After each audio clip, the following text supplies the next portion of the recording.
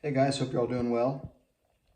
I just got done watching a little bit ago a video by John Mangini that he recently posted, and he was talking about how there seems to be an obsession with death in the vintage sports card hobby. And this video really got me thinking because for a long time, I do think well, let me start by saying I think there are people who are obsessed with what am I leaving behind for my family, right? What am I leaving behind? This is like a retirement plan for some.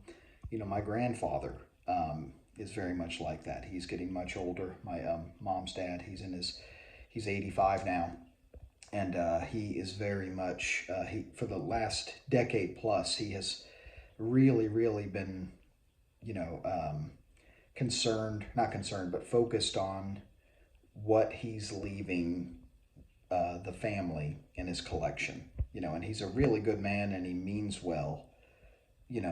From this, but it is very disconcerting to hear him talk about death. Every time I see him now, he talks about it, and in some ways, it's how elderly people get comfortable with the idea that they're going to die, I think, but it's on his mind a lot, and his collection is linked to, to his death in some respects. This is a picture of he and I when we met Paul Hornung at Edison Mall in Fort Myers, Florida, when I was a much younger man. But I keep that in my little card area in the closet. But so that was the first thing that I thought of. But the second thing that I thought of was related to that. He has so much stuff, and it's overwhelming. It's very cluttered. You know, um, and it really and again, he loves collecting. He loves the stuff. It's awesome. I got my love of collecting from him. He's one of the biggest influences in my life, and he's a very good man. But there's a ton of stuff, and it has how he has planned for his death, right? In some respects, and again, this is so morbid, but it has informed my approach to collecting because I've taken the opposite approach, not because of what happens when I die, but just because I've seen how much he has hoarded in preparation for his passing, right?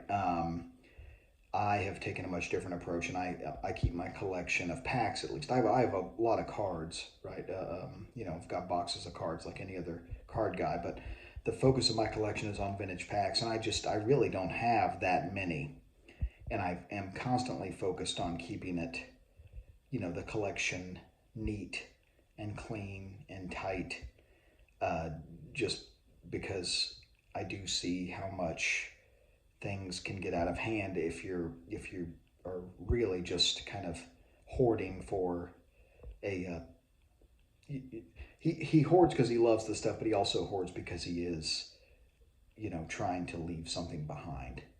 And I just love the stuff. I love digging through the stuff. He's got so many cool old things that I just love to go and look through.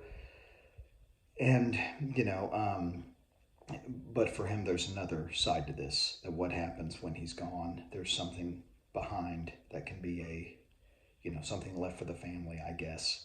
But that's not the approach that I try to take, but his approach has informed my approach to collecting. So thanks to John Mangini. Thanks for listening. I know this is a very personal topic, but thanks for listening as always. Thanks, John, for a great video, thought-provoking video. Hope you all have a great weekend. Happy President's Day. Happy Valentine's Day. We got a 3-day weekend, so I'm surprised the kids haven't screamed while I've made this video. But keep collecting vintage and open baseball. Take care of each other, everybody.